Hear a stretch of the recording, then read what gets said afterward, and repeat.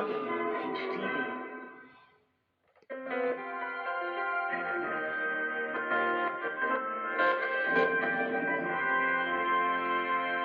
Good afternoon, you're watching HTV on Bank Holiday Monday the 6th of May. Now the news from ITN.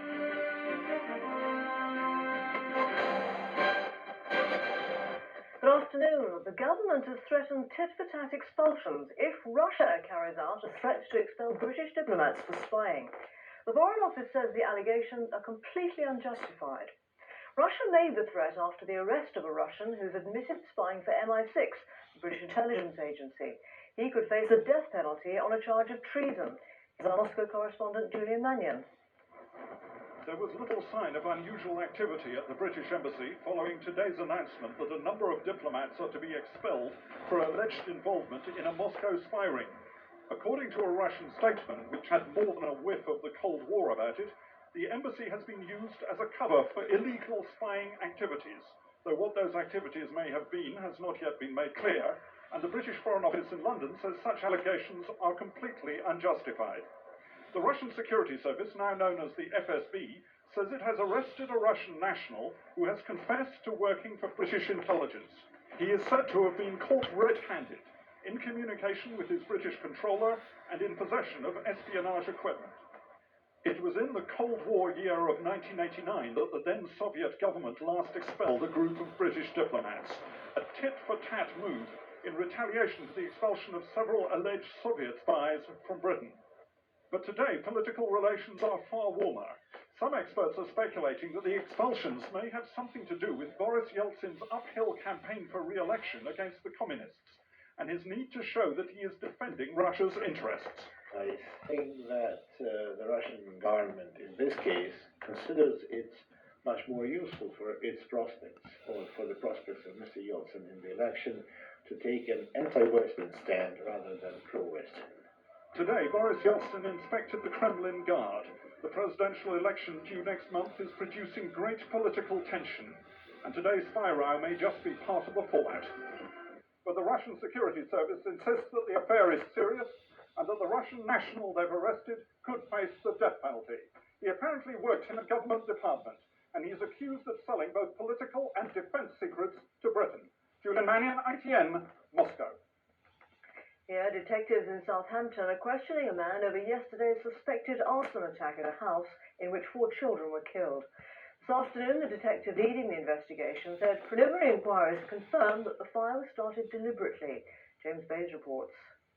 As police teams today widened their search of the area, detectives revealed that they're questioning a man about the blaze, but they're refusing to confirm reports that he is a relative of the 4 children who died.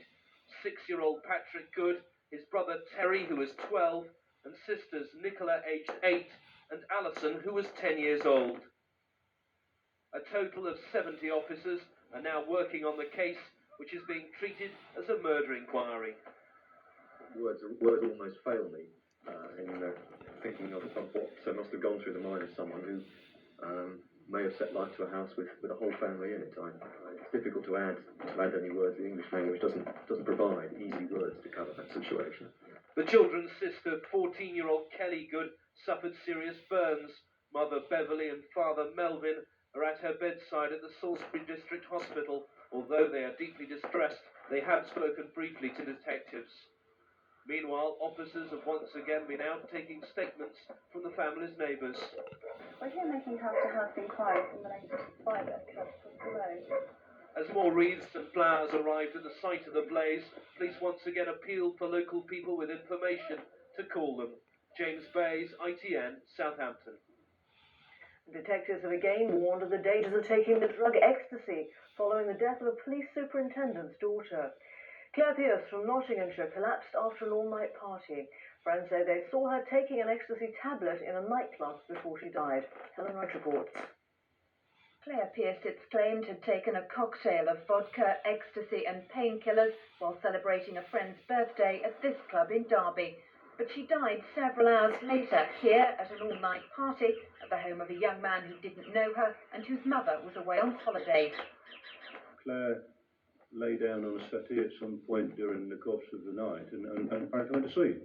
and one of them went across to her some time later and realised that she was obviously dead, or appeared to be dead. It's thought there have been about 50 deaths involving ecstasy since 1990. Perhaps best known, that of Leah Betts after taking the drug at her 18th birthday party. Her parents have since launched a nationwide anti-drugs campaign. Today, they said Claire Pearce's death was a tragedy they hoped would never happen again. Nottinghamshire police are conducting more tests and say it'll be another 48 hours before they know for sure if ecstasy has claimed another life. Ellen Wright, ITN. The body of missing CIA Director William Colby has been found on a riverbank near his Washington home. He disappeared a week ago while out canoeing. Police say there are no suspicious circumstances. Israel has denied claims that new civilians will be killed during its attack on a base in Lebanon last month. The new accusations follow the release of a UN video showing an Israeli spy plane flying over the base during the shelling. Our diplomatic editor James Bates reports. The release of these pictures is a severe embarrassment to Israel. Its spokesman had initially denied there were any reconnaissance aircraft flying over the UN camp in southern Lebanon, but confronted with this evidence taken by a UN soldier during the attack, it's been forced to admit there was a pilotless spy plane in the area at the time.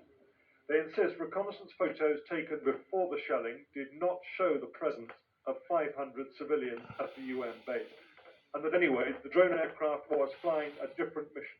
The army was very careful with its story, and the army admitted when it made a mistake. We made a mistake. We are terribly sorry. We regret it. But we insist on the information that was given as the correct one. That will cut little ice in the Arab world where the death of 102 civilians is widely believed to have been a deliberate act of murder by the Israeli army. The UN have also now admitted that armed Hezbollah guerrillas were moving freely in and out of the camp at the time of the shelling. But neither that nor Israeli denials will deflect the Arab view that the Israeli army knew they were aiming at civilians. It all adds to the public relations disaster that Israel's bombardment of southern Lebanon has become. They insist they didn't do it for public relations reasons, but at a time when the emphasis is on building peace here, it's only served to harden positions on all sides. James Mates, ITN, Jerusalem. A young boy has drowned and 4 other people are missing in severe flooding on the east coast of Australia.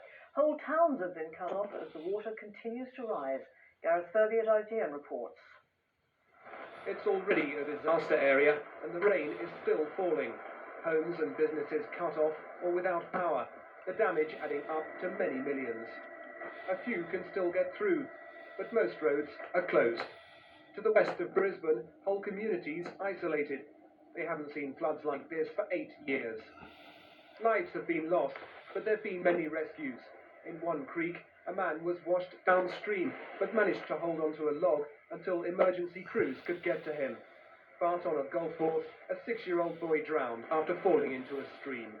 And moving with the floodwater, another danger, poisonous snakes. Even some beaches are now unrecognisable, the storms whipping up the sea into thick foam. Finally, the Carling Premiership Trophy arrived at Old Trafford today for the 3rd time in 4 years. United's win against Middlesbrough yesterday secured the title. All eyes are now on next weekend's FA Cup final to see if United beat Liverpool to do the double. That's it for now. I'll be back with our main news at 10 o'clock.